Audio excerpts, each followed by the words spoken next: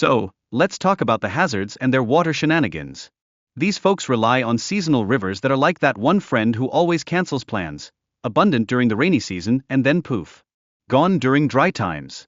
It's like trying to find a Wi-Fi signal in a basement. Good luck with that. Now, when it comes to finding underground water, the hazards are basically nature's version of treasure hunters, but instead of shovels and maps, they use sticks or arrows.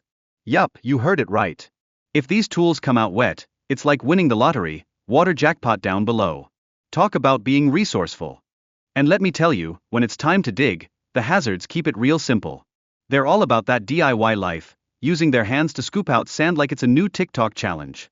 These folks have got some serious resilience and adaptability, which is just fancy talk for saying they know how to hustle for their hydration. Speaking of hustle, the chief makes a big deal about waiting for enough water. It's like he's running a patience training camp, teaching everyone how to chill and connect with nature. It's a reminder that sometimes, you gotta practice your waiting game, because nature doesn't work on your schedule. Who knew water fetching required Zen skills? When it's finally time to fetch some H2O, the villagers whip out their trusty calabash. This bad boy is not just for fetching water, it doubles as a drinking cup. Talk about multitasking like a pro. They're the kings and queens of using natural materials. If ever a life hack existed, this is it.